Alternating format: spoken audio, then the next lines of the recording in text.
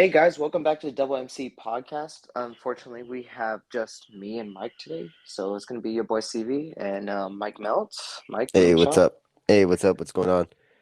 Sorry, we've been gone for a while. Life happens. We get kind of busy, but we're gonna try and get more content out to you guys throughout this week. We have a lot to talk about. March Madness happening. Baseball is actually back. But today we're gonna talk about NFL free agency. Mike, what were your top three free agents signings Oh, that you have? I think we should start with the Deshaun Watson trade rather than some free agent signings here. I think that's got to Okay. be the All right. blockbuster for the week, right? Yeah, let's go for it. Let's just go through some of the specifics of what happened here. So, Houston is gonna send Deshaun to the Browns in exchange for first round picks in 22, 23, 24, along with 23 third rounder and 22 and 24 fourth round picks. They've also Cleveland has also extended Watson or given him a new deal for 5 years for 230 million deal that's fully guaranteed. I'm pretty sure that's Mm, the most guaranteed money ever in an NFL contract, which is pretty ridiculous for a guy who hmm didn't play an entire season last year. For a player that young, too. Yeah, that young. One playoff win to his resume, actually, Yeah, it's which is pretty insane. crazy. Yeah, it's Insane money, crazy. but he's a And franchise changer. as a biased Texans fan, I don't think we got enough back for Deshaun. I think you look at the Russell Wilson deal. I think you look at what Seattle was able to get back for Russell Wilson, Hmm. and then you compare it to this. It's kind of disrespectful to the Texans organization, in my opinion. I know you have a different opinion on this, but you go ahead. I don't know. I feel like for what they got for Russell was a lot because he's it was age, right? I don't know. I think I didn't think they paid a I think they paid a fair amount for Russell. And in respect to Watson, I think the Texans got a hell of a deal, honestly. I honestly wish that they would have done a swap deal quarterbacks. They get and they send off Watson to Cleveland. I think that would have been ideal for the Texans, but the Agreed. compensation that they got, three first round picks for the next 3 years, along with their own, that's how you rebuild a franchise, honestly. New head coach, new coaching staff, you know. The fans haven't had a lot to cheer about the past couple years, so you know, sometimes you got to trade your golden boy to build your franchise. It kind of reminds me of when the Cowboys traded Herschel Walker to the Oh yeah, Vikings, right? yeah, and And built a after, dynasty off of that. yep, and with those picks, they were able to build a dynasty. I could kind of see some similarities here, but just the sheer amount of picks that are going to be first rounders, it's going to be pretty ridiculous. And they didn't even have to choose players with these picks. They can leverage these for other players, So Yeah, I yeah, like and it. and I and like the deal for the Texans. here's my thing about those first round picks. Yeah, at the end of the day, three first round picks looks pretty on paper. And although I am biasly betting the under for the Browns over the next 4 years or however many years are left in Deshaun's contract, I just want to point out this. If Deshaun does what I expect him to do, which is perform at a slightly above average level with this team, Hmm. that's bare minimum. Those first round picks are going to be in the 25s, 26s, maybe the 29s at some point. You think the Browns performed that high, that well? Personally, I don't think so. I like Deshaun, but one of his biggest struggles coming out of college was being able to place the ball like accurately, especially in windier environments. Hmm. I remember Mel Kiper harping on that a lot. But you have a stadium that's built right next to Lake Erie, and I mentioned this in the previous podcast. That affects a quarterback. The Browns have not had a 4,000 yard passer since the 1980s, for that reason alone. And I think the way that the Browns are positioned, and I think the money that Deshaun's getting, you're going to want Deshaun to throw the ball. You have Amari Cooper. You have a few free agents left out there that still need to be signed that are wide receivers.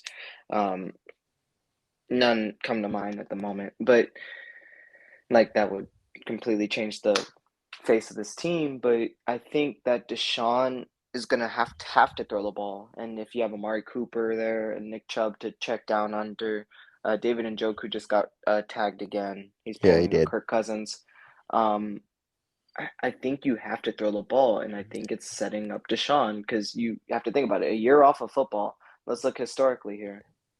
A year off of football, barring injury, is not bode well for just players in general, not even just quarterbacks. Players that take off a year of football for contractual Yeah, reasons or anything never come back the same player. no, this And is you can true. look, yeah, and then you can look at it like two ways. You can look at it from the Browns' perspective or the Texans' perspective. The Texans had Deshaun, we had to get rid of him.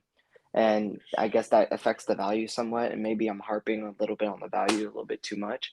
But for the Browns, it's boom or bust. Either you whiff on Deshaun and he turns out this year off hurt him more than it helped him with his money, or you get a franchise player that has been proven to be a top five quarterback in the most, you know, hostile environments in the NFL. Um, but I think personally, I think the Browns will maybe they'll make the playoffs this year, maybe as a wild card team because that division is tough, Mike. You got the Ravens who are coming back. Hmm. Hopefully Lamar Jackson could stay healthy this entire year, and then that's not even just physically healthy. That's just healthy in general. He had struggled with COVID last year. Joe Burrow is surging like no young quarterback I can remember. Maybe Andrew Luck. It's the closest comparison I could think of. Um, and then, Hmm. I mean, you have Mitchell Trubisky in Pittsburgh, but that is what it is. We just have to see where he is. You know what gives me some hope about this Browns team, if any, is that they have a pretty solid defense, and I think that defense is Yes. going to be able to carry the load for the first half of the season while Watson gets adjusted to new surroundings, being out of the league for a year. Um, it's gonna take some time. I don't think he's gonna be like a plug and play guy where he just comes in and lights it up instantly. I'm Hmm. not saying that he's gonna be terrible by any stretch, but he's definitely gonna have some growing pains because it just his inactivity for the past year. Well, But mind you, he's going to be suspended maybe half the year as well. well, I guess that remains to be seen. But um, let's just say, well, I mean, well, it remains to be seen. But as of now, he's not suspended, right? So Hmm. it all points to him playing week one. So if he stays on pace for that, uh, barring any major offseason moves that the Browns could maybe pick up, I think he's got to have a lot of work with some of these offensive pieces that the Browns are getting in now. If I were him, I'd already be in Cleveland or I'd be in some warm weather situation where you'd be training with these guys all off season long because he needs to adapt to the playbook and adapt to this new set of players around him as quickly as he can for them to be maybe a fringe contender to win that division or a wild card Hmm. team. It's going to be really tough because I think that Bengals team, I think, has just gotten better on the offensive side of the ball, especially their offensive line with their new signing Yes. Lando Collins, right? Hmm. Hmm. Um, it's going to be so tough to beat. So I don't know. Watson's gonna have to get up to speed really, really quick. I agree. Um, So, it's gonna be tough for him. yeah, let me throw a hypothetical at you. Sure. So, Baker's entering the last year of his deal. His rookie contract, about 18 mil, 850, right? If you're the Hmm. Browns, do you hold on to Baker just this 1 year to serve as a bridge quarterback for those games that Deshaun will be suspended, Uh, and do you try and move him at the trade deadline when Deshaun should be coming back and get the most value you can because at that point he'll be due for a new contract, so that might affect the value a little bit more. But I mean, if you're the Browns and you're in win now mode, I mean, you could see with all the trades they've made this offseason, being able to say, hey, we will give you our next three first round picks for Deshaun. That well, confidence, do you think that they hold on to Baker and he serves as a backup going into week one it or just, I guess temporary starter? it just depends on what the Browns think Baker's worth, right? If they think he's worth first round pick style trade, then I think you let go of him. But if let's say they're shopping him right now and they're not finding any suitable trade partners that are willing to part with a first round pick or multiple first round picks, I'm probably pretty sure that's got to be their asking price. Mm-hmm. Then you might want to think about holding on to him if you just don't think that the value's there. But when somebody like that is gonna be due some substantial money, I think you might as well just trade him and use that money towards cap to try and get another piece for Deshaun. or use that or trade him for another pick and try and get Deshaun something, or maybe even a piece on the defensive side of the ball. But I don't see a world where these two guys are in the same quarterback room, honestly. I feel like Agreed. Baker's just he's not he if he doesn't get traded, he's gonna probably hold out and not play, right. He's not gonna Yeah. sit behind somebody. He wants to play. So I just don't see a world where they could keep both of them, honestly. Yeah, and let's you know trace this sequence of events. So we have Baker coming out and saying out of the blue the moment that Cleveland, and mind you, Cleveland flew down to meet with Deshaun. He didn't fly up there to meet with them the same way he met with Atlanta and Carolina and New Orleans. Cleveland flew down to Houston to meet with Deshaun. Well, And when that happened, that same night Baker comes out with a statement, basically his goodbye letter to the Browns fans, right? And all of a sudden, the next morning we wake up, Cleveland claims they're out of the running.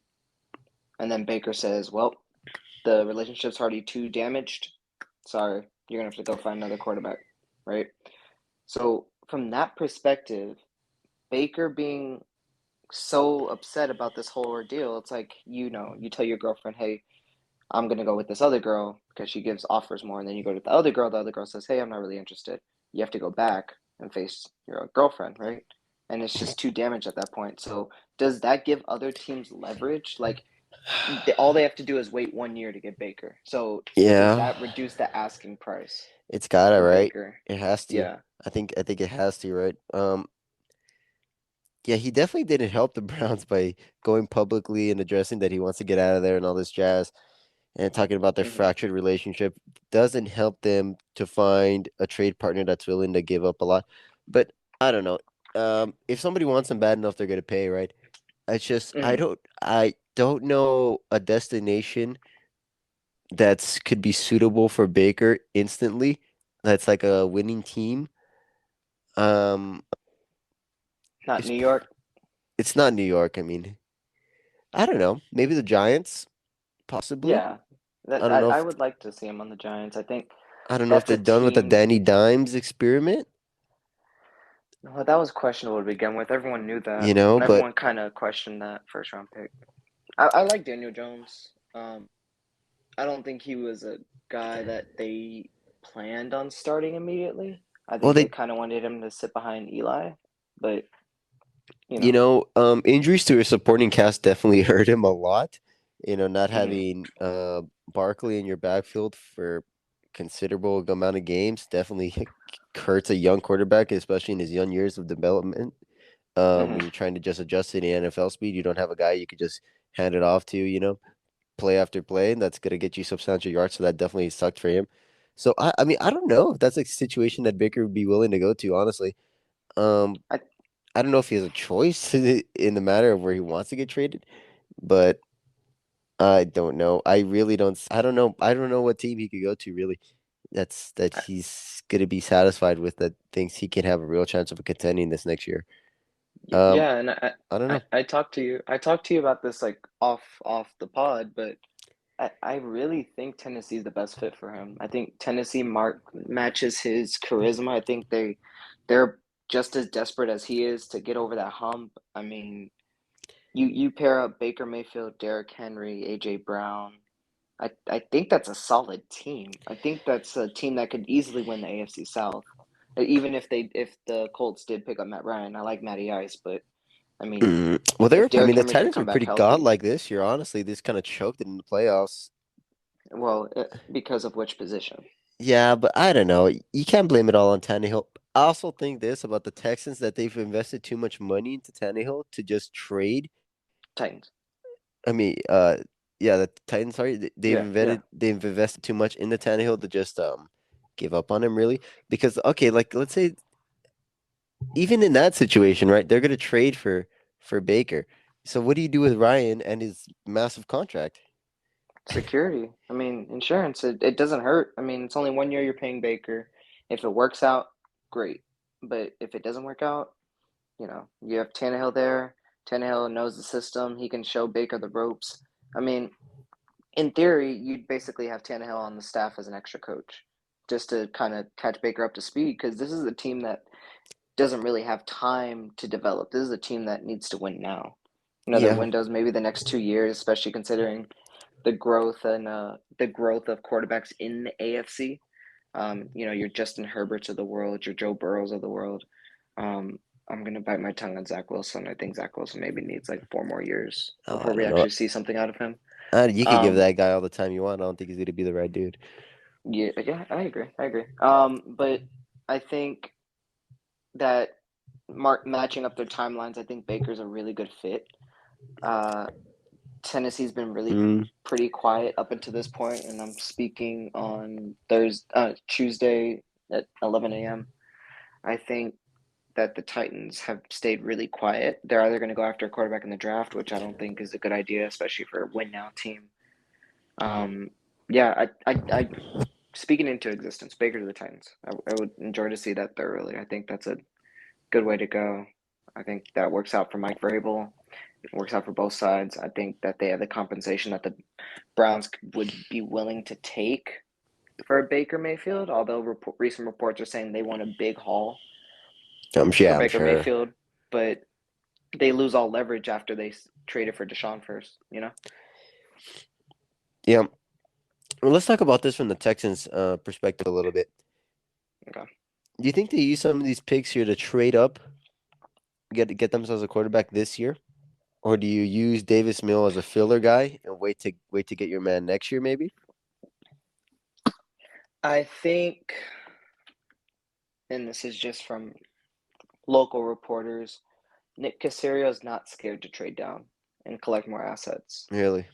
Um, I think you have two opportunities to collect assets in a very historically deep draft. We're not going to go after a quarterback. I genuinely don't believe that's the case. We've come out and said that Davis Mills will get all the opportunities he said. We're not writing off anything else, but we are giving Davis the opportunity to be that guy. We're not tagging him as a franchise guy yet. Um, it's a very good offensive tackle draft as well, and that's something that takes years to develop. Look at the Cowboys Mm-hmm. and the Rams. Um, I would like to say that after this year, like truly after this year, after we see how we finish, I basically have us winning maybe 6 games next year, realistically. I think we use those picks to either trade for a disgruntled superstar because it's starting to happen more and more frequently, or we just get more young talent. I mean, we have a draft next year where Bryce Young is coming out. If Davis Mills doesn't work out, we have the extra draft pick, you know? Yeah. So we can get Bryce Young, trade our second pick from Cleveland for more picks later. And I think that's the way that Nick Casario likes going about things. He's not married to one guy. You see all the contracts he's given out for the Texans players. Very short, very tradable, very flexible contracts, you know. Long term, however, I think we're gonna look back at this trade and say that the Texans kind of got snubbed. I truly believe that Nick Casario had better offers on the table with the Panthers or the Falcons. And I think 3 first round picks get you to the table, like to start discussions. But Wow. Okay. So if you yeah, okay, give me a grade on this trade.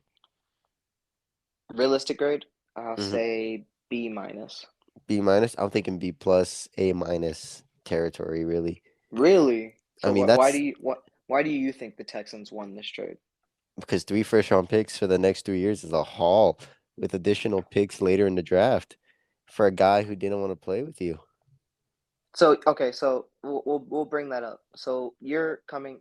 So we'll go from your perspective as a Bears fan and the capital you've given up over the last few years for your certain superstars. So your Khalil Mack, Uh your Justin Fields. What do you think from, I guess, a simulated Browns perspective in this? huh.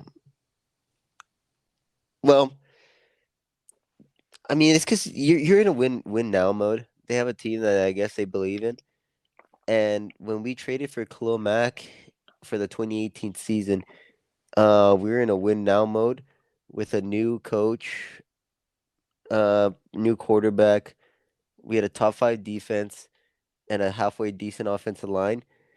So add with the addition of Khalil Mack, we were like if not the best defense, like top 3 defense. So we're okay with giving up that draft capital. Hmm. So I guess the Browns must feel that they're in a similar boat. So, I'm for it for their side. So I Okay. don't know. Yeah, I'm not concerned about giving up that much picks if you think you could win now. But if I were to grade it from their point of view, I'm gonna give the Browns probably a B minus.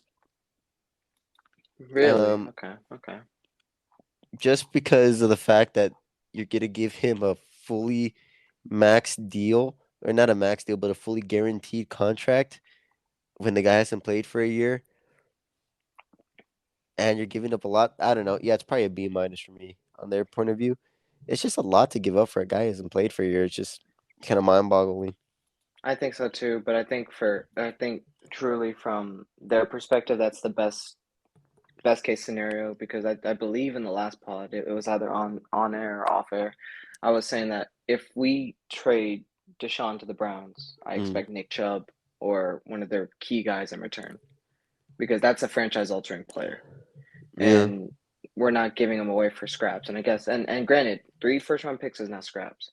Um, but again, relative to other trades that have gone on, speaking mostly about the Russell Wilson trade, I don't think this is matching Deshaun's value. But at the same time, I think it's good for the Texans because now the Texans rebuild can truly begin. Like last year was kind of there, like we had the setting the foundation of it, but now it truly can begin. We don't have to worry about media asking us about Deshaun.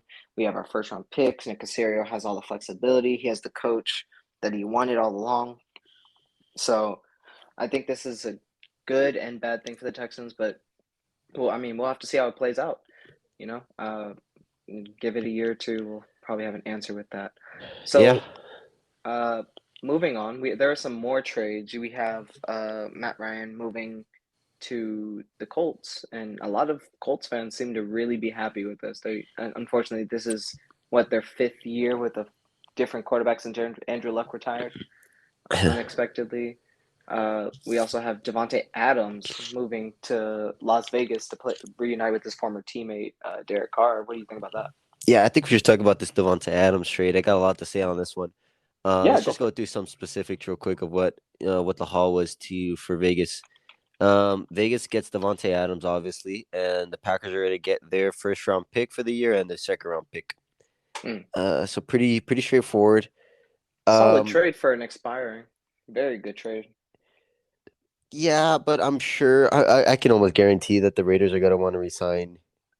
Well, they obviously want to resign Devonte Adams after this year, and Well, I'm yeah. pretty sure they're gonna be able to get a deal done. Obviously, just with the history he has with Derek Carr, being former Mm-hmm. teammates in college, I'm sure the chemistry is gonna be able to click right away. I don't know Aaron Mm. Rodgers, Devonte Adams level chemistry, but Yeah, that's uh, that's a I have a, historical connection.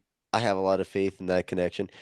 Um, the Raiders have really been lacking like a superstar receiver since they traded Amari Cooper, Mm. and I feel like this is gonna bode very well for them because they got a very good emerging defense with a solid to mid solid offense with some pieces around them. I like their tight end. Um, obviously, they lost a pretty key player on their offense. I don't know if you should talk about him or name by name. We'll just say it, Henry Ruggs. They lost a key player on offense, right? So they need to replace him, and they got a replacement for him. I like the trade a lot, a lot for the Raiders, and I absolutely hate it for the Packers because now they have a bunch of guys in their wide receiver room who are unproven young talent. And Aaron Rodgers with his new deal is gonna have to turn some of these guys who haven't been front page superstars into these guys. And I don't know if these guys just straight up have the ability to. And I think it just goes down to that the Packers lost a lot of big time players this offseason. And I can attribute that a lot to Aaron Rodgers' contract and kind of like his greed of wanting to get the best deal for himself possible. I mean, fair play, go chase the bag, whatever you want. But Mm-hmm. guys like Tom Brady are playing for pretty much bare minimum, league minimum contracts to get superstars on their team to win championships. And for me, when Aaron Rodgers signed that his mega deal, it kind of proved to me that he doesn't care about winning as much as he used to. That he's trying to just get one last bag before he goes off to pasture. While Mm, guys like Tom Brady, who are in their 40s, who are instead of chasing a massive bag, are taking league minimum to win more championships. hmm I really don't like that at all, honestly. Yeah, and then I genuinely think that the this whole ordeal with Aaron Rodgers, and yes, they say that Aaron Rodgers and Devontae were boys and that they were in Yeah, contact throughout the entirety of Aaron Rodgers' holdout. But you got to look at this from an objective standpoint. Like if Aaron Rodgers really wanted to win, he would have sacrificed some money so his boy could get some money as well, and they that's what could I'm saying. still play together and make a push. Now, on the flip side of things, let's look at it from Devonte Adams' perspective. You've been on this team for what? We're going on 6 years, 7 years. I think they drafted him 2014. Okay, so 2014. So we're about 8, almost yeah. So I think for him, you can only take so much for so long, and it's not even an indictment on Aaron Rodgers. I think it's for your own personal brand, your own money. Because right now, everyone views or before the trade, everyone viewed Devonte Adams as Aaron Rodgers' sidekick, the Scottie Pippen who is Michael Jordan. And I think that at some point you have to go out and pull a Kyrie. You have to do what's best for you. And I think right now where the Raiders stand, and you watched that game last year against the Bengals in the wild card round. That's a very good Raiders team. Like I don't care how many people think that the Chargers should have beat them on that last Sunday night game to get in the Yeah. playoffs. Like they didn't have any business in there. They went toe to toe with the Super Bowl runner ups, right? The AFC champions. And I, I like I like the trade for the Raiders. I mean, who wouldn't? But I think the Raiders also have given up a lot in this span. They've lost Zay Jones, Unique Ngakwe, who is quietly very effective at the line, not necessarily statistically, but he did all the in between stuff. He attract attention. Um, I think the Raiders are in a good position though. Maybe if they want to go make one more trade for, I don't know, like let's say the Brandon Cooks of the world or the Devontae Parkers of the world later down the road, I think that would make them more of a solid team offensively. But at the end of the day, you also have Josh Jacobs you have to worry about. He's gonna have a contract coming up soon. Your franchise quarterback, and I don't care what how many people say Derek Carr is not going to be the guy. We've seen a lot of feisty quarterbacks over our years. We've seen um, our Philip Rivers of the world, our Brady's of the world. Um, I don't want to say this name, but I'll say Donovan McNabb's of the world. Mhm. I think that Derek Carr is just that guy that cannot accept losing. And he's one of those guys that becomes so obsessed with his craft. You can see it on the football field. You can see how much Oh, he he's got watches passion. tape. Oh yeah, definitely. You can see it on the football field. You see it, in the interviews. He's truly passionate about this organization. And again, another quarterback in the AFC West, in this already stacked AFC West, that's going to make a run at the playoffs. And again, draw back to Deshaun. How easy or difficult is it going to be for them to get that last wild card spot with the team that's structured? And I think a big part of the AFC coming up this year will be defense because you have all these franchise quarterbacks, all these record-breaking passers, and that you need to stop them at some point. Yeah. Um, I, I, it's gonna be tough. I don't know. I have a lot of faith in the Raiders, though. I really do. They showed me a lot last year, and I don't know. I feel like they've done well with the picks that they've gotten from like the Khalil Mack trade and the Amari Cooper trade. Mm-hmm. And I feel like because they've done so well, they've set themselves up into a position where they've allowed themselves to be able to give up some big assets for guys. So I don't feel too negatively about them giving up um assets for a guy like Devontae Adams. Like the way I think about trades is like if I'm gonna give up a first round pick for a guy, right?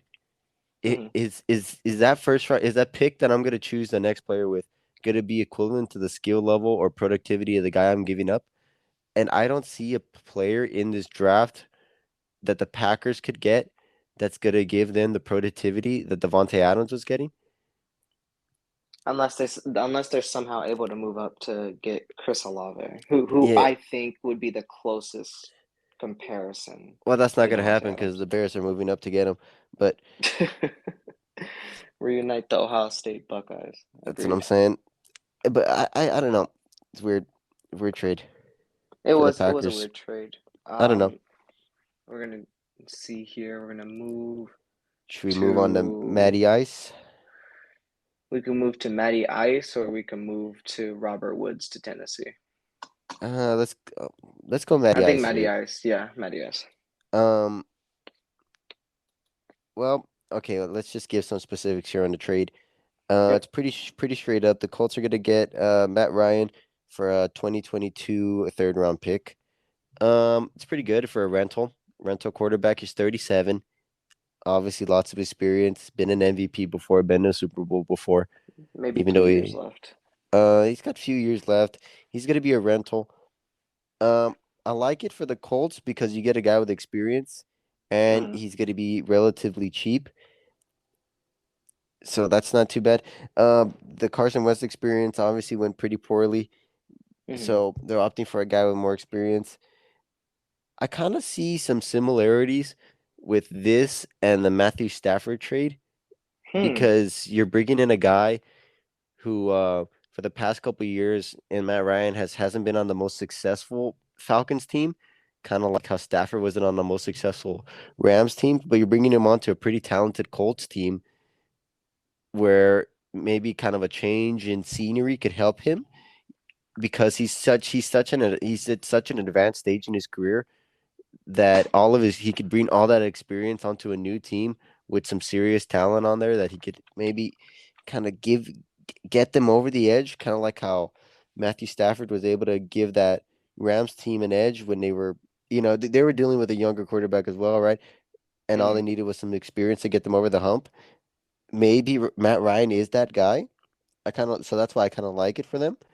But obviously, he's just a rental, so they're gonna need some sort of long-term signal caller in the future. But for this season, I like it.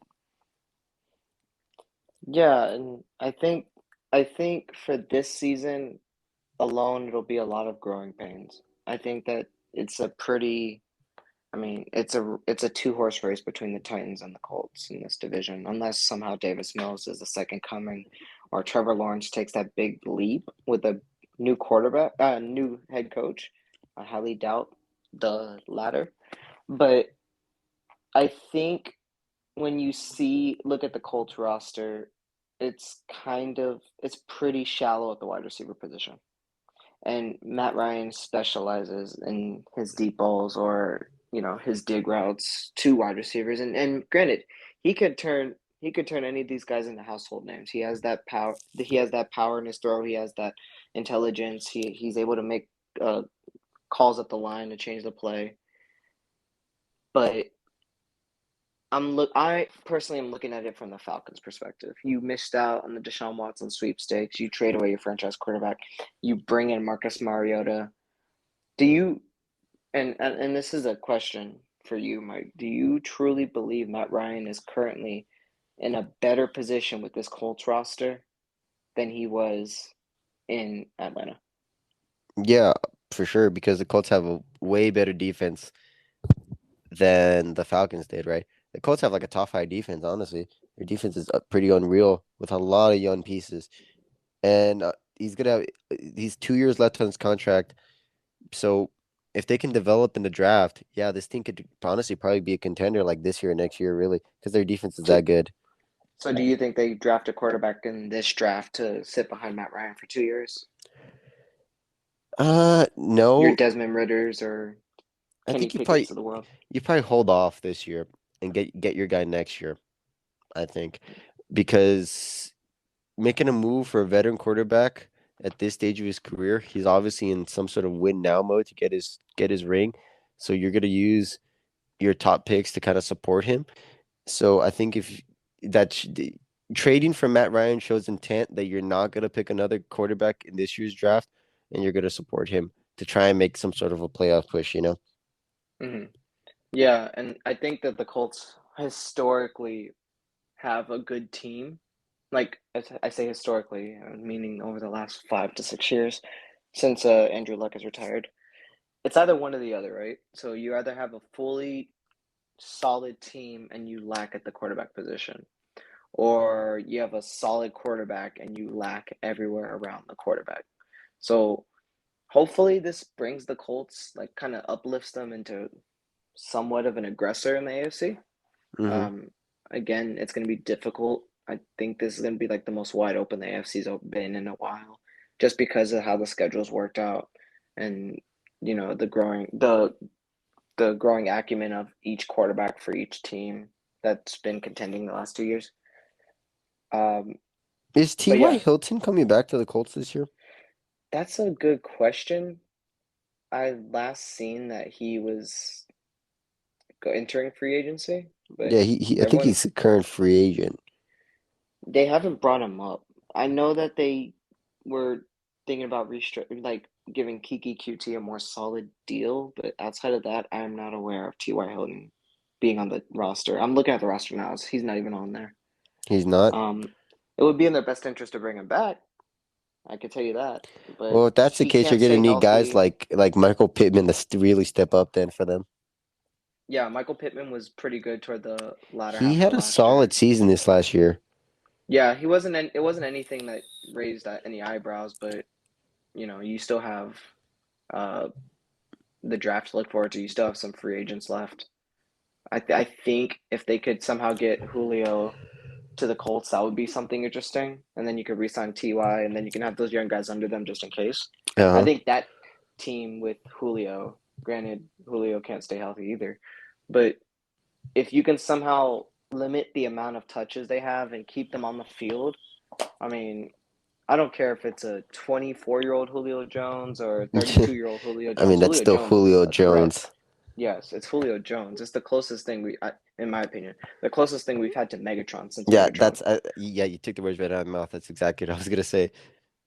Yeah, and I think the way the Colts are positioned this upcoming year, you have kind of a you have four guaranteed wins. If you just do the bare minimum, four guaranteed wins against Houston and Jacksonville. Tennessee might be a coin flip on one of them, but again, that over there in Indianapolis, they know how to get it done around, especially on defense, and that's going to be big. I expect Darius Leonard to be in contention for Defensive Player of the Year this Yeah, upcoming year.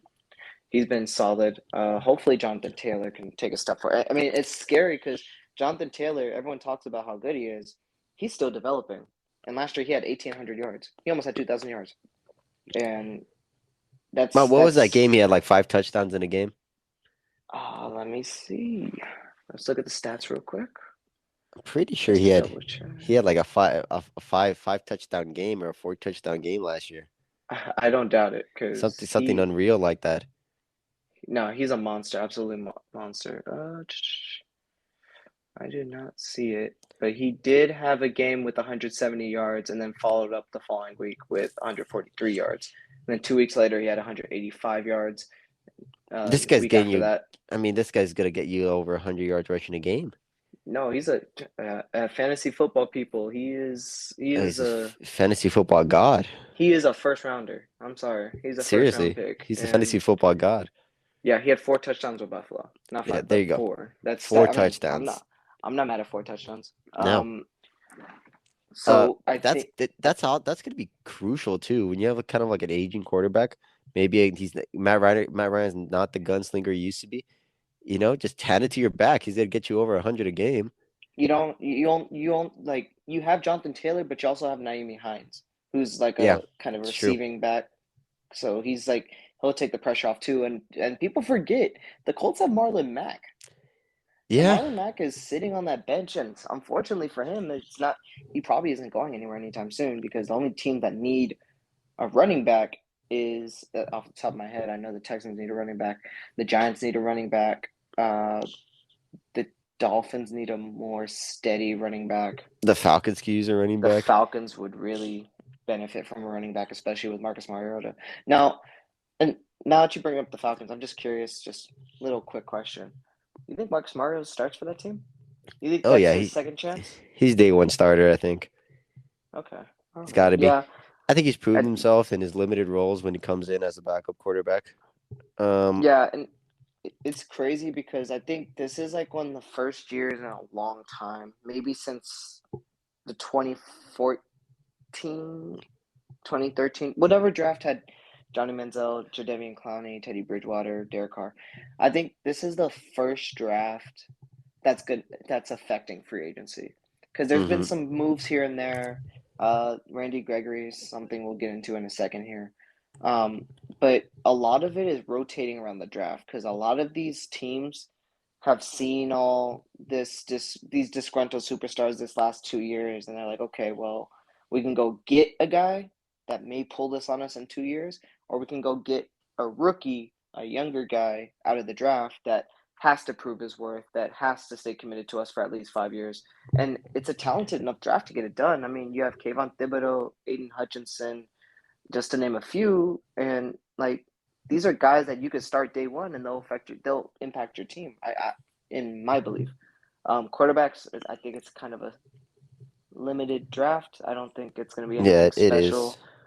I really like Desmond Ritter. My sleeper personally is Brock Purdy, but like that, outside of that, I don't really see anybody. I like Malik Willis, but I need to see more from him.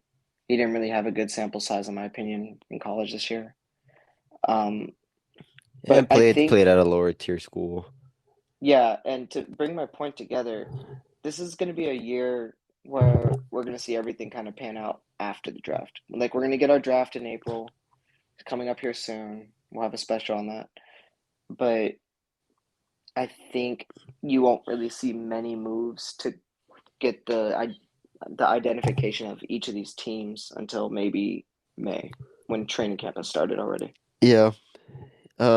We're gonna see. Yeah, we're gonna see which teams have really hit home runs because there's a lot of. I think there's a lot of gems, like you were saying in this draft.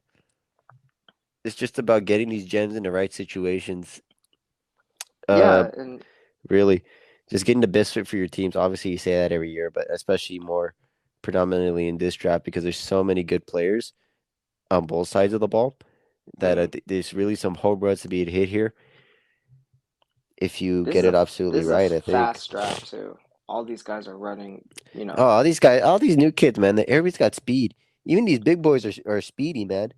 These I linemen. mean, everyone knows that the combine like matters maybe 20% of what they Oh really man, are, yeah, but like you could easily train just for the 40, make it look good. But at the same time, you have to remember there's a lot of other stuff in the game moment things like that's why you see so many players go into the radar that when they get to the league, it's like, hey, who's this guy? It's because they have that football IQ. They're gamers. They're not really people that show up. They show up to practice, but they perform better when the lights are bright, when the situation's on, and they actually have to perform. So let's talk about that Randy Gregory deal. How ESPN came out and tweeted that he was, or the Cowboys came out and tweeted he was coming back, and then we learned an hour later he's not coming back. He's actually going to Denver. yeah. Okay, so apparently, Randy Gregory had a deal on the table that was ready to be signed with the Cowboys on an extension. Then the news broke, like you were saying, an hour later that he had actually signed for the Broncos. I'll give you some specifics here on the deal. It's a 5-year, $70 million contract. Hmm. Uh, it's probably one of the biggest free agent signings, really. Um, See, the thing here that's really nutty about it is that I think it was that kind of like the Cowboys owners were acting in bad faith, right? Up Hmm. until the day of the deal. Lack of contact, lack of transparency, really. Kind of like some sort of toxicity building up Hmm. between him and the ownership, where he just decided like, fuck it, I'm not gonna sign. He's been very vocal on Twitter, really, uh, Yep. about how the owners are acting like into really bad faith, toxicity with the fan base, toxicity with the ownership group. Um, it's weird. I don't really know what to make of it. I'm not there on the inside, hearing what's getting said, but just speaking from how vocal Randy has been on Twitter, obviously the situation wasn't ideal. Extremely vocal. Like He's been some extremely it vocal. like I'm sure if he was still on I, I'm sure if he was still on the Cowboys, the team would have came out and said something. That's how vocal he's been going back and forth with fans. Um, so from what I've gathered, just reading these tweets, it seems that the incentive that they had on the contract was a big reason why not Demarcus, Randy Gregory pulled out initially. And I think it's become more about how, if for those of y'all that don't know, he failed drug tests when he first came in the league. And I think that was a big portion of the contract. Like, hey, I know the league's not testing, but we need this out of you. And I think that wasn't brought to his attention until the 11th hour. And I think that's become a real big topic with him, especially with the Hmm. fans going back and forth. They're saying this is your own fault because you can't handle, you know, whatever substances you want to put in your body. And since then, it's become more a bigger story than just a free agency. It's become more about, you know, the thought process of a player going into a signing. So now, ironically enough, he ends up in Denver, which I'm sure isn't part of, didn't offer the same incentive just due to its location and the state laws of which are provided in Denver. And I think that's been most of the Cowboy fans' gripes. And again, we're missing one of our big Cowboy fans in the pod. He'll chime in later when we do our review over free agency in a later episode.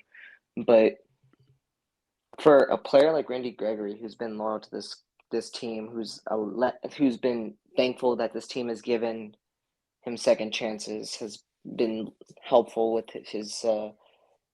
his growth and development, not only as a football player but as an adult.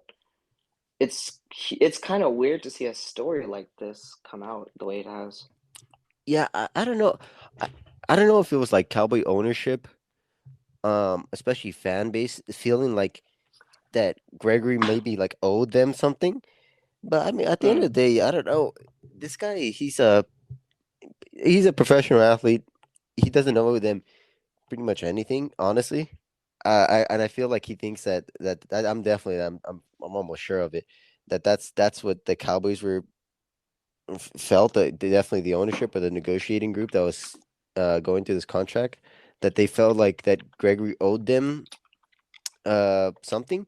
So that's why there was all these stipulations in his contract and maybe a little bit of money that was being lost because they felt like they were entitled to his services because of what maybe they thought they had provided to him in forms of like stability, like you were saying, like in his personal life and like giving him mm, extra opportunities. And I'm sure that rubbed him the wrong way, and he just said, "Fuck it, I'm not doing this." mm, And as the Broncos were probably, obviously they don't know him anything either, and you know, I kind of respect him for it, honestly, because some people don't have like the willpower to like get themselves out of like toxic situations, and I'm sure it mm, had to have been very toxic for him to just pull out at the 11th hour and just move on. So I give him a lot of credit, honestly. I don't know without knowing full detail, just as kind of remove himself from a situation where he didn't feel like he was being given a fair shake, maybe. So, all credit to him. He gets his money, he gets his bag, and he moves on. I'm sure Cowboy ownership and Cowboy fan base obviously is not happy about it, but that's just the way of the world here in the NFL.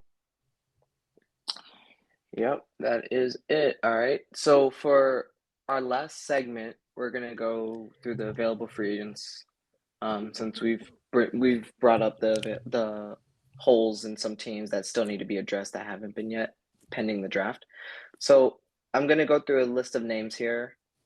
You're gonna give me your prediction where they land. Okay. I'll give mine, and then we'll move on to the next player. All right. So we will start with Odell Beckham Jr. The Colts. Colts, really? Yeah, they need a guy, man. I feel like there's too much money on that Rams team. There's not enough money to go around, I should say. Uh, Mm, he's coming off a pretty decent second half of the season, and he really excelled in the playoffs. So I think he's going to mm. be looking to chase a bag elsewhere. He's got his ring, and I feel like he can finally die happy now. You know what I mean? So he's going to be looking for a bag. All right. Well, I think he resigns with the Rams. Hollywood fits Odell. It's everything he's about. It's everything about his brand. I think he stays with Los Angeles. Um, Tyrann Mathieu. He'll probably stay with the Chiefs, I think. Um, that team is just so good, honestly, on both sides. Well, I mean, more on the offensive side of the ball, they have so many superstars and weapons that I think that's Yeah, just an opportunity that doesn't come often, and you pretty much do what you can to stay with a team like that. So I'm gonna say he stays with the yeah. Chiefs. I'd like him to stay with the Chiefs because his former teammate Justin Reed on the Texans, they were a really really good backfield for the defense. I think they held it down. They shared the same mentality, the go and get it mentality, and they were the vocal leaders of that team. And I mean, outside of Deion Jones, that's a really good leadership team. But I think, and this is just a hunch, I think he goes to New Orleans. I think Hmm. he's been vocal since he was at LSU. Always wanted to play for the Saints. I think he goes to New Orleans. Um, Yeah, I could see let's that. see. They have a very Yeah, vocal secondary. they do, and that's a good thing to have, especially with a leader like him that has Super Bowl experience, that has a ring. Uh, oh, this is an interesting one. This might open up a debate, actually. Antonio Brown. Do you think he gets signed at all? I think his playing days are over, man. His antics this past year at the end of the season were just pretty much uncalled for. I think that I don't know what's going on in his personal life, and I really don't want to speak about maybe like some of his maybe some mental health issue problems. But I think Mm-hmm. for him to come back into the league, he I don't know. He might this is one of these guys that might benefit from one of these 1 year hiatuses, honestly, to try and get him back on track, mentally and physically, just like in the right headspace. So Mm-hmm. I really don't see him playing again this year at least. Okay. All right. Yeah, I agree with that. I think there's a lot I think owners take notice of when antics like that happen, especially on a game, like during the course of a play, when you're taking off your Hmm. jersey and your shoulder pads and running off, flicking off your team and getting a crowd hyped. I think that says a lot about, where your aspirations are moving forward. Unfortunately, you have to leave yourself, you have your brand, you have to upkeep, and when you obliterate it like that in front of a nationally televised, game, I think it's pretty difficult to rebound from. Yeah, yeah. Uh, let's see, Jarvis Landry. I see. Now this is an interesting one because is he a free agent or is he available Yes, to be traded? He is a free agent. yes, the Browns have released him. Yeah, the Browns released him. Okay. Wow. This is an interesting one. I kind of see him maybe going with the Rams if they lose Odell. I could see that. Okay, I could just a little also swap. I could also see him going with the Cowboys because they need a receiver now that they released Amari Cooper. I don't know if they could get him cheaper than they did Amari Cooper, but if they did, then yeah, I could see him probably going to the Cowboys because they're going to need a new number one. He's 29. I think he could get a substantial deal, but nothing like outstanding. Honestly, I could see him going to the 49ers. I think that Yeah. you have yeah, you have Brandon Ayuk, who's been pretty great route runner actually. Debo's turning into kind of a David Montgomery role. I personally don't agree with that. I don't like it. I think Debo's an electric wide receiver, but if you're going to go that route, at least Mm. have some security on the outside. You know what Give Trey Debo reminds Lance, me of hmm, is oh my God, what's the safety's name for the Jabril Giants? Peppers. Jabril Jabril Peppers. That's what Peppers, he reminds me of. He's good at a lot of things, not good at one thing. not good at one thing. He could be good at one thing if he just stuck with it, but I don't know. They try and work him in too many positions. I think if he just stuck to one thing, he would just excel. But Yeah. I mean, I could see that partnership there with in San Francisco. Okay. Interesting you bring up the Giants. I was a big fan of this player when he was with the Giants. Landon Collins, age 28. This I is a really like difficult one. Landon Collins. I This is really think he was difficult, going to be man. special. Um, let's just think here. Yeah, it's difficult because you have a player who's been a proven leader on the defense, not a spectacular defense, but you also need supporting pieces for that defense. Um, he was somebody I personally marked down to go play for a contender. So You know I what? think you look at the Rams' safety Okay, situation last year. I think that would be a good fit for him. I think that you had Eric Weddle come in. Granted, they got the job done, but Eric Weddle, as we know, is not going to come back. So you pair Landon Collins with that secondary with the Jalen Ramsey. Aaron, it's is it confirmed Aaron Donald's coming back or is that still up in the air? I think that might be up in the air still, but Okay. you're gonna say he's gonna come back. You would think, but you know what? Yeah. I gotta. I think the Bears, right? Really? You pair him with Eddie Okay. Jackson. That's a Most underrated safety in the league. I agree. Yeah, that's Eddie. I good. That's like a Eddie Jackson too. that'd be a pretty crazy safety pairing, I think, and I'd go a long way for the defense to help your Yeah. young quarterback in Chicago. Yeah, Mm. I would like that safety pairing. It would just be insurance at that point, especially in a NFC North that's it seems to be depleting, don't you think? I mean, I feel you like look at the it's the Packers. NFC North is the most wide open it's been in a few years, honestly. I agree with that, but there's not really a A front runner. favorite, if you will. Yeah, I think it's like you'll see in the first 3 weeks which team's gonna rise to the top, and yeah, I think that's gonna be an interesting thing to look at. But yeah, I like that take. Uh, go for maybe two more picks here. Sony Michelle. Uh, well, he was with the Rams this year, right? But injured. Yes. Um, you'd probably like to see him resign with the Rams. Uh, they've had a lot of injuries with the running backs. So if they could get kind of like a stable, that'd be nice.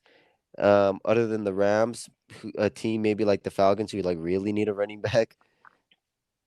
Teams like that, maybe even the Dolphins, I could see. Just teams who need like some stability in the backfield with a guy who's got like some experience playing with top teams like he did with the Patriots. Just a guy who could bring some stability to maybe like a younger guy, a younger quarterback, or even like some sort of a moderately experienced one like Mariota in Atlanta would be nice for them. But I'm just gonna hedge my bets and say he stays with the Rams. He's probably not gonna be Okay. expensive. So, Okay. So let me preface my pick. So apparently Marlon Mack was actually released. So oh really? apologies on my fault. Yeah, so he is a free agent, age 26. So leading into that, I think Sonny Michel would be a good complementary back behind Jonathan Taylor. I think he kind of saved his legs a little bit, the grind of the season, those games where where Jonathan Taylor doesn't necessarily need to play. I think he'd be a good guy to kind of lighten the load, kind of get Jonathan Taylor's legs stay warm to get them to stay warm. But you also have a proven back out of the backfield that can catch and create extra yards when needed. Um, but yeah, my pick's the Colts on that one. There's a good one. Cam Newton. I see. Now Cam Newton's an interesting one for me. Originally, what I was thinking for Cam Newton was kind of like the Saints, but since they've re-signed Jameis Winston to a 2-year deal, right? We didn't talk about Mm, that, but there you go, breaking news. Saints have yeah, re-signed we Jameis saw Winston it. We to a saw it. two-year We saw deal. what it was last year. It's not too surprising. Um,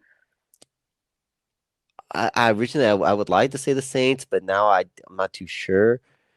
Um, maybe you want to go to a team where he could kind do you of do you think he starts? know, and this is what I'm thinking here. I'm gonna go with the Jets. Really? Okay, This that's a might be good like a pick. crazy wild take or something, but they got like a really young dude, right? Young quarterback in Wilson. They need some experience. I don't know if he's maybe the veteran that you want to learn from behind, kind of like with like his antics and stuff like that, his personality maybe. I don't know how he is in the locker room, whatever, but you kind of need somebody to give your young quarterback some guidance. A guy like Cam Newton has been an MVP before, been to a Super Bowl before, been on like teams who have been competing at the highest level, like that Carolina team where, pretty much unbeatable during the regular season. Some experience like that is pretty much invaluable to like a young dude. So yeah, I could see him maybe being a backup there. Hmm. Okay. I'm gonna swing big on this one. This is Okay. what will be driving the clicks. Where's Cam Newton from? Where is he Atlanta, from? Georgia. Is he from Atlanta? He's from Atlanta, Georgia. And if the Falcons were to theoretically miss out on a big name quarterback who would have been coming home, riding off of that momentum, you sign Marcus Mariota. But you and I have seen Marcus Mariota. We know what Marcus Mariota is. Not an indictment on him, just a victim of his situation, unfortunately. You bring in Cam Newton into camp, create a quarterback storyline. Does Mm-hmm. that not get interesting? Some head-to-head competition. That's a team that's developing, mind you. That's not a team that's contending, but I think both quarterbacks benefit from a second chance there, right? Mm-hmm. So let's say you bring in Cam Newton, the hometown hero, against Marcus Mariota, the vet fighting for a second chance. Competition breeds consistency, and that's what that team needs right now. That team needs a quarterback that's going to be there, that's going to be fully committed to them. No drama off the field from either of them. It's just going to be good old fashioned show up and ball, give us your best swing, and we'll go from there. And I don't think Atlanta's in a position where it needs to win games this year. Um, Full disclosure, I'm not entirely aware of their draft situation moving forward. I know they got a pick or two for Matt Ryan, but I outside of think, that, yeah, they got a third for Matt Ryan in this year's draft. yeah, and then they lost Russell Gage. Obviously, Calvin Ridley's going to be gone this season. So, in reality, you look at it, this is a chalk season to begin with. So, why not driving the fans into that beautiful stadium? Cam Newton coming back home to compete against Marcus Mariota. I think that's perfect situation for both quarterbacks. I think iron sharpens iron. I think they just both become a better player after that.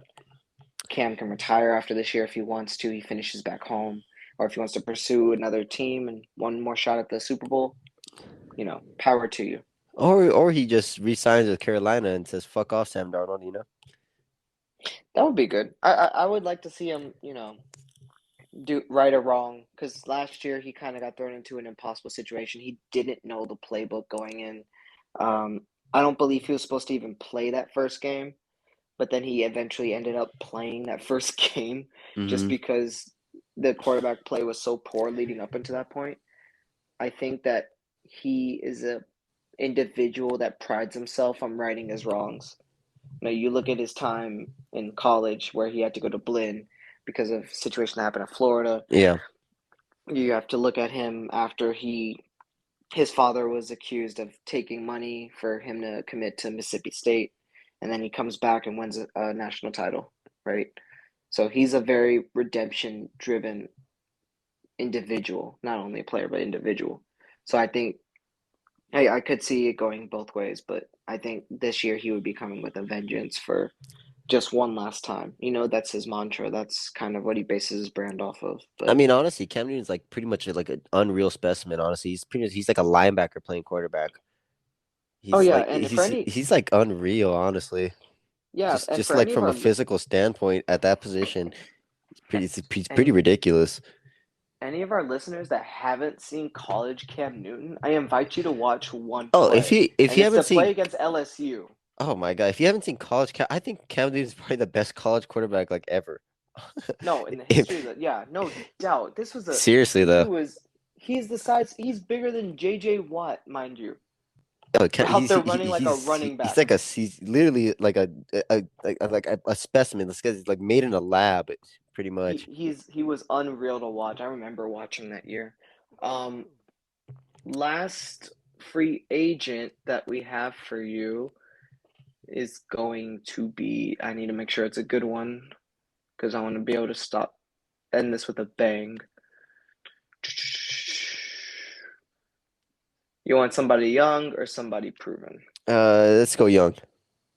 Young? Okay. then we are going to shift to Jadeveon Clowney. Yeah. Connor's an interesting one. I'd like him. I'd like him on that Browns team. Ironically enough, Is it realistic that they can retain him? I don't know.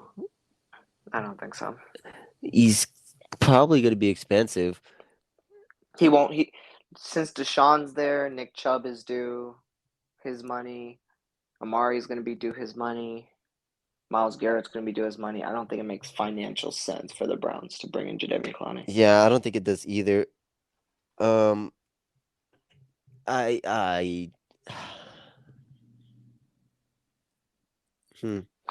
Well, I'm going to I say don't know, man, because personally, I think there's rumors that Akeem Hicks is going to sign with the Browns. So I think that kind of eliminates the need for Clowney. mhm. S- Well,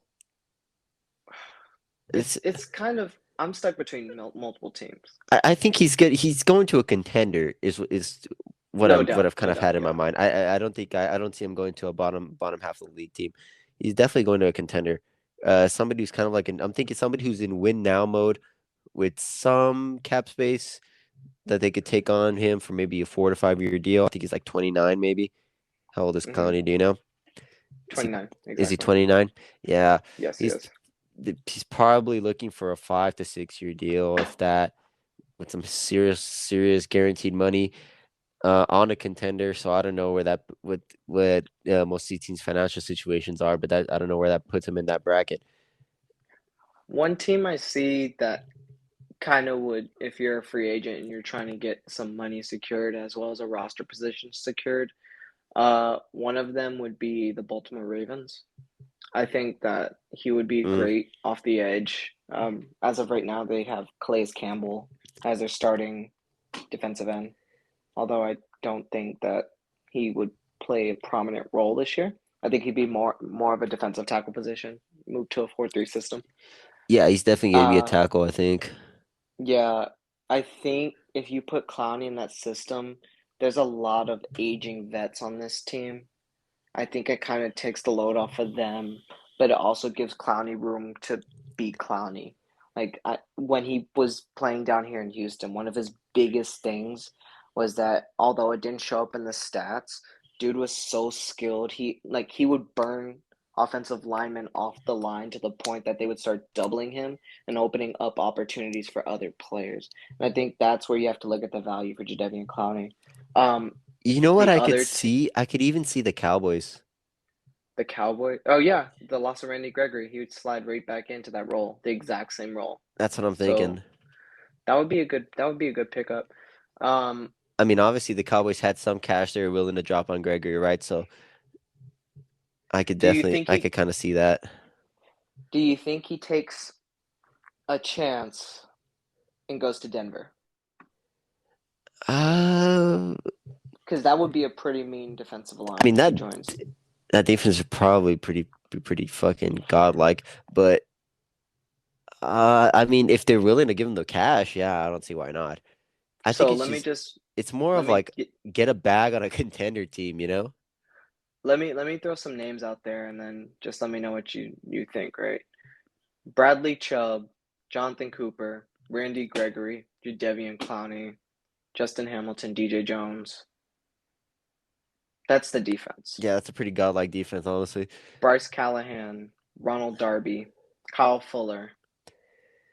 That's an Yeah, incredible defense. two former Bears DBs. And that was it's funny because that was Denver's initial problem when they brought in Peyton Manning. The defense was good, but it was aging, right? So it was something that they needed to go spend in the offseason anyway. Yeah, And you look at this team, it's pretty young. And it's this not what like you go ahead. yeah. Yeah, I said this on the last podcast when we talked about the Russell Wilson trade. How when like the similarities to the Peyton Manning trade, that when he came in, like you were just alluding to, that they kind of were signing some of these like maybe not aging, but kind of like later experience, kind of superstars. And that's what was able to get them over the hump on the defensive side. And just Peyton Manning did Mm-hmm. Peyton Manning like things, even though he actually didn't play well in the Super Bowl. But that's besides the point. Um, that they were able to kind of just give him like a supporting cast of guys who were superstars maybe 2 or 3 years ago, and that could get for some sort of kind of like a discounted price. Really, that's not to like discredit Hmm. Clowney's ability to say that you're gonna get him for a discount, but like guys like that, I think are really is what's gonna make the difference for that Broncos team if they want to make a deep run this year. Kind of like with Russell Wilson towards the end of his career, maybe when he's maybe got like 3 to 4 years left of like high caliber play. Hmm. I could definitely see that. Like if they want to go all in, if you're gonna go all in, go fucking all in. Get these Yeah, guys and just do it. absolutely. Spend now, worry about the cap later because you're gonna have guys that want to move on. It's just a fact of the NFL now. Now, Yeah, the if only you thing win I a Super will Bowl, who gives a shit? exactly. So the only thing I will say about Jadeveon Clowney is that consistently the past 1, 2, 3, 4 years, he has been put on a prove it deal, right? And Hmm. each of the teams saw the production and were saying, nope, not good enough. So you're going from Houston to Seattle, Seattle to Tennessee, Tennessee to Cleveland. And mind you, this dude is still a freak of nature. If you look at him, you do not believe this dude like this dude should not be. I mean, initially he was labeled as a linebacker, right? This dude should not be a linebacker. This dude's big enough to be a defensive end, but he plays better with his hand in the ground, off the line, off the edge. But there will be instances, and I think I saw this a lot with Tennessee. His former linebackers coach Mike Vrabel, he would be able to stand play a little bit off the line. Now he struggled with zone coverage. Any quarterback that I mean, any linebacker that's specializes in rushing the passer is going to Yeah, when struggle they in have to coverage. drop back in coverage. Yeah. But I think if you're put in a situation like Denver or Baltimore, not only do you have not have to worry about compensating, you don't have to worry. I mean, you don't have to worry about compensating, but you can go get the quarterback. You play in a division where you have multiple mobile quarterbacks, multiple guys that are willing to break out of the pocket. You have the speed to keep up with them. Um, who was it? I think it was Lamar. There's a video of Jadeveon Clowney chasing after I think Jarvis Landry, Hmm. and he's with him stride for stride, which is No, yeah, the guy's incredible to think definitely a of for freak. that dude. Yeah. So I don't know. For me, I'm torn between the Ravens or the Broncos. I think both those teams get significantly better with just the impact he brings, not necessarily statistically, but just that in between glue guy stuff. No, yeah, Um, I could definitely see it. I could definitely now that you're bringing up like the Broncos, it just makes so much sense to me because I think their secondary is so good that the time that they're gonna spend like locking up guys running deep routes or just running routes in general is gonna open up that fucking defensive line to just get in there. So it just makes a mhm. lot of sense. And not only do you have Jadeveon Clowney coming after you, but you also have Randy Gregory coming after you, Yeah. and Bradley Chubb if necessary. But there's a lot of stuff in free agency that unfortunately we have not been able to get to. There's a lot of stuff upcoming. We have a draft coming up in a couple of weeks here. We're gonna get to those episodes later. We'll do a free agency recap. We'll have a draft analysis going into the week of the draft. We'll probably follow that throughout the week. Um, but I think for now, that's going to complete this rendition of the Double MC podcast. This has been your boy CV along with my co host Mike Meltz. We'll be able to uh, post some surveys leading up to future episodes if you guys want a certain specific topic you want to discuss. Any closing thoughts, Mike?